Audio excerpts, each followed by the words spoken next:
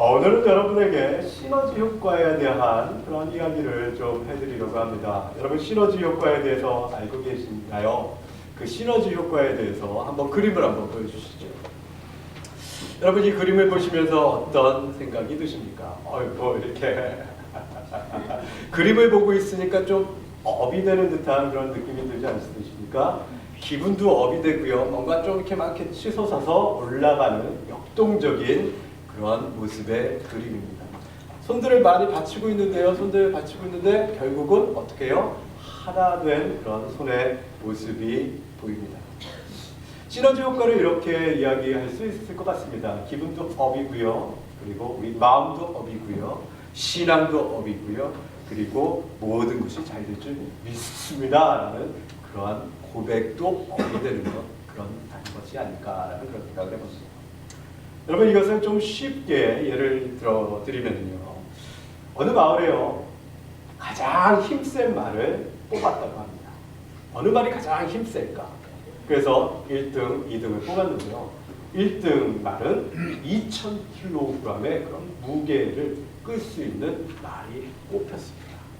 자, 2등은 1등보다 조금 못했는데요. 1800kg의 무게를 짐을 끌을 수 있는 말이 2등으로 뽑혔습니다. 자, 사람들이요. 1등과 2등을 뽑아놓고서 궁금해졌습니다. 뭐가 궁금해졌냐면요. 1등과 2등을 뽑았는데 그러면 1등이 2000kg의 짐을 옮길 수 있고 2등이 1800kg의 짐을 옮길 수 있다면 그 두 마리를 함께 묶어서 끌게 하면 그러면 얼마 정도의 무게의 짐을 끌을 수 있을까라는 그런 생각을 해봤습니다. 그리고 한번 그렇게 해봤죠. 그랬더니요. 얼마를 끌을 수 있었을 것 같습니까, 여러분? 2000kg하고 1800 플러스 그래서 3800. 와, 그런데요. 이 말 두 마리가요. 3800을 끌은 것이 아니라 얼마를 끌었다고요? 5000kg의 큰 무거운 짐을 끌 수 있었더랍니다. 이것이 바로 시너지 효과라는 겁니다. 아니요. 1 더하기 1은 2인 줄 알았는데 1 더하기 1이 3이 되더라. 어떻게 이런 일이 있을 수 있지? 라고 이렇게 놀랄 노자의 그런 이야기들이 바로 시너지 효과에서 창출된다는 그런 이야기입니다. 여러분 함께 일하면서 우리가 큰 힘을 발휘할 수가 있습니다. 함께 일하면서 으쌰으쌰 하면서 무언가 우리가 하나 되는 듯한 그런 응집력이 생기는 듯한 그런 느낌이 듭니다. 요즘 금요일 날 보시면은요. 점점점 사람들이 많아지고요. 점점점 막 그냥 기분이 업되고요. 그리고 그 찬양의 소리들이 더욱더 아름다워지는 찬양의 소리들을 경험을 할 수가 있습니다. 그저께는요.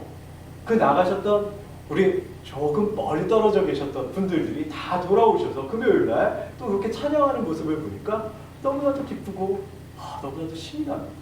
특별히 우리 김미지 성도님께서 오래간만에 오셨는데요. 오셔갖고 막 반갑다고 저한테 그러시더라고요. 그러시면서 얼굴을 막 부비시는데 참 기분이 좋았습니다. 종종 그런 일이 있었습니다. 깜짝 놀랐어요. 막 얼굴을 이렇게 부비시는데 그래서 너무 이렇게 반갑게 맞이해 주시고 오히려 김미지 성도님께서 그렇게 막 저를 이렇게 안아주시고 그러니까 좋더라고요. 그러면서 제가 어떤 생각이 이게 정말 우리라는 그런 느낌이에요. 비록 멀리 좀 떨어져 있었지만 그래도 늘 언제나 나의 마음이 언제나 주의 전해서 늘 언제나 나의 마음이 이곳을 지키고 늘 언제나 이곳을 생각하면서 그래서 언젠가는 다시 돌아올 수 있는 그런 역사들을 하나님께서 예비해 놓으시고 그리고 우리가 함께 송년 음악회로 불우이웃을 돕는 그 음악회로 하나님께 영광 돌리기 위해서 열심히 최선을 다하겠다는 그런 사실을 바라볼 때 마음에 감동이 되는 것입니다. 이 시너지 효과를요. 교회에서 쓰는 말로 이렇게 바꾸어서 이야기해 볼 수 있을 것입니다. 여러분 잘 아시는 것이요. 시너지 효과를 교회에서는 이렇게 표현합니다. 하나님께서 함께 일하신다. 그런데 이게 말이 쉽지만은요. 교회를 오래 다녀도 정말 이 사실을 믿지 않는 분들이 참 많으십니다. 그리고 때때로 나만이 그 일을 할 수 있다라고 생각을 해서 그래서 다른 사람들이나 하나님의 도움을 요청하지가 않는 경우가 참으로 많습니다. 우리 인생에서도 마찬가지죠. 하나님께서는 우리를 도와주시려고 그래서 독생자 예수 그리스도를 보내주셨고요. 우리를 도와주시려고 지금도 준비하고 계십니다. 그런데 내 생각으로 이거는 이렇게 하면 될 것이라고 생각하기 때문에 하나님 잠깐만 뒤로 계시지요 라고 그렇게 이야기하는 경우들이 참 많습니다. 내 근심과 걱정 늘 언제나와 함께 하면서 오직 주님을 찬송하는 것이 아니라 내 근심 걱정 찬송하겠네 그러고 계시는 모습들이 우리의 모습들로 때로는 비춰질 때가 너무나도 많다는 사실입니다. 하나님 좀 가만히 계시라니까요. 하나님 제가 지금 얼마나 짜증이 나는데요. 지금 빨리 해결해야 된단 말이에요. 라고 그렇게 하나님께도 원망을 토로하는 경우가 우리가 많습니다. 어떤 전도사님께서요 제게 상담을 한 적이 있습니다. 전도사님에 대한 사정을 상담한 것이 아니고요. 전도사님이 계신 그 부서의 선생님에 대한 이야기를 저한테 해주셨습니다. 그 부서에 어떤 선생님이 계신데요. 상황이 날로 열악해져만 간다는 것입니다.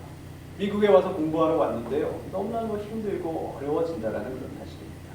그러면서 그 전도사님이 저한테 이렇게 묻더라고요.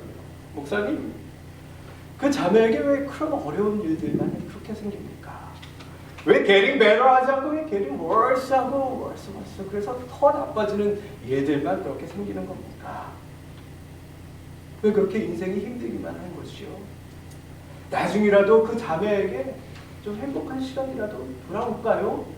라는 그런 의구심으로 저에게 질문을 한 전도사님이 계셨습니다. 여러분은 그분에게 어떠한 말로 위로를 해주시겠습니까? 여러분은 그분에게 어떤 말로 어떻게 상담을 해주시겠습니까? 혹시 여러분이 그 당사자의 입장은 아니신지요? 그랬을 때 여러분 어떻게 내가 마음의 위안을 받고 힘을 얻으실 수 있으시겠습니까? 그 전도사님이 또 이렇게 말씀하시더라고요. 전도사님인데도 불구하고 그 자매가 옆에서 너무 힘들고 어려우니까 전도사님이 이렇게 말씀하시더라고요. 하나님 그때 뭐 하시는 것입니까? 혹시 정말 있기는 있다고 우리가 믿는데 정말 아무것도 하실 수 없는 분 아니십니까? 모든 건 거짓말 아닌가요? 그냥 그저 멀리 계신 하나님, 그 하나님 아니신가요? 라고 전도사님마저도 회의가 들어서 의구심으로 그렇게 물어보시는 그런 질문을 제가 들었습니다. 오늘 본문에서 하나님께서 우리에게 이렇게 말씀하십니다. 우리가 알거니와 하나님을 사랑하는 자, 곧 그 뜻대로 부르심을 입은 자들에게는 모든 것이 합력하여 선을 이루느니라. 그 시작이요, 우리가 알거니와 라고 그렇게 시작을 하고 있습니다. 아니 여러분, 뭘 안다라는 것입니다. 알죠? 너무나도 많이 들었던 말씀입니다. 그래서 뭘 아냐면은요, 우리 합력하여 선을 이루는 것, 모든 것이 잘 될 줄 믿습니다. 그거를 압니다. 지금은 힘들고 어렵지만 모든 것이 잘 될 줄 압니다. 그것을 압니다. 라고 그렇게 간단하게 이야기하실 수 있으시겠습니다. 그러나 그것은요, 세상 사람들도 다 그렇게 이야기하는 것입니다. 목사님 무슨 말씀이십니까? 세상 사람들이 어떻게 성경 말씀을 압니까? 네, 세상 사람들은 성경 말씀 잘 모릅니다. 그러나 그들도 경험을 통하여서 터득한 바가 있어서 어떻게 표현하냐면요, 사자성어로 표현하더라고요. 세옹지만 지금은 힘들고 어려웠지만 그것이 정화위복 그렇게 되어서 잘 될 줄 믿습니다. 그래서 세상 사람들도 성경 구절을 알지 못하지만 네, 다 잘 될 줄 믿습니다.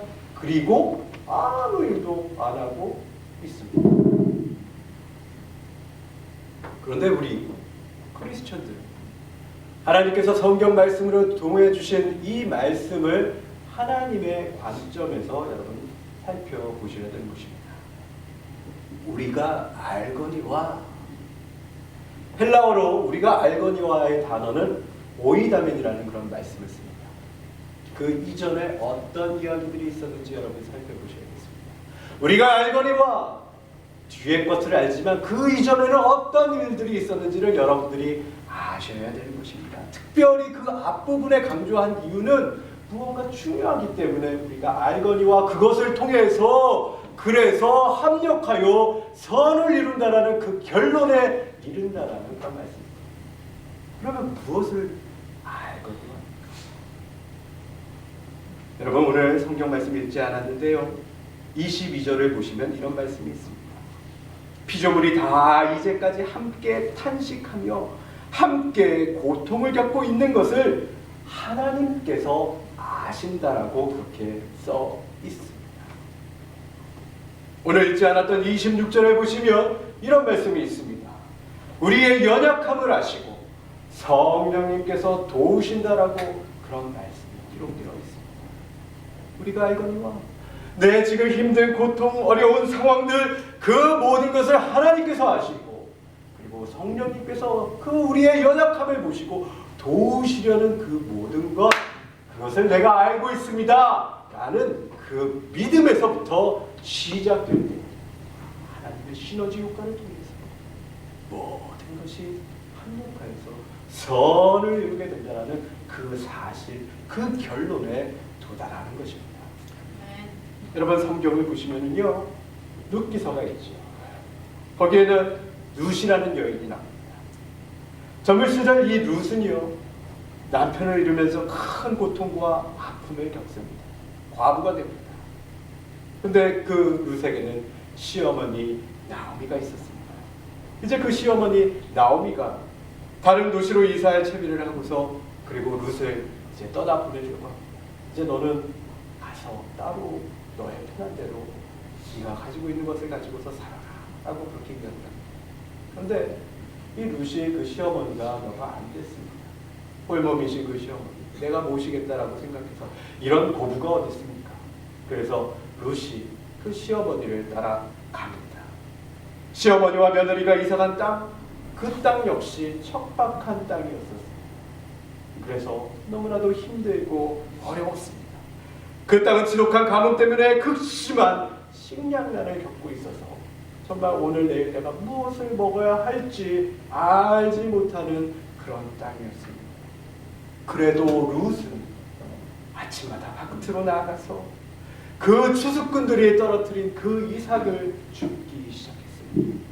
우리 어머니를 먹여야 한다. 우리 내가 먹어 살아야 되는 그런 이삭들. 정말 남들이 떨어뜨린 그 이삭들을 주어서 목숨을 연명하기 시작했습니다. 하루는 그 밭의 주인인 보아스가 찾아왔습니다. 일꾼들이 그 젊은 과부가 맨날 아침에 일어나서 그 얼마 되지도 않는 그 이삭을 줍고 다니는 그 모습을 보니까 안 됐거든요. 그래서 주인 보아스에게 그 젊은 과부에 대한 이야기를 해주었습니다. 그러자 보아스가 일꾼들에게 이런 명령을 내립니다. 룻을 위해서 일부러라도 이삭을 충분히 떨어뜨려라 하고 그렇게 이야기합니다.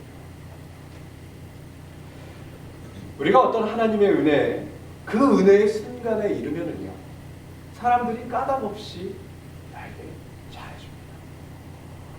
우리가 어느 순간에 하나님의 은혜의 그 순간에 이르려면 사람들이 왜 그런지 모르지만 사람들이 찾아와서 나를 돕습니다. 그런데 그 이유는 아주 간단합니다. 하나님의 정해놓으신 복의 순간들이 이르렀기 때문에 그렇습니다. 우리 목소리, 우리 방법대로, 내 고집대로, 내 아집대로 이것만을 고집하는 사람에게는 앞으로 전진할 수가 없잖아요. 하나님께서 여기에 준비해 놓으신 그 복을 받을 수가 없잖아요. 그런데 그죠? 하나님 내가 순종하면 되겠습니다. 하나님 말씀하십시오. 라고 했을 때 그때 그 지점에 이르렀을 때는 하나님께서 얘기하신 복을 주신다라는 그런 말씀입니다.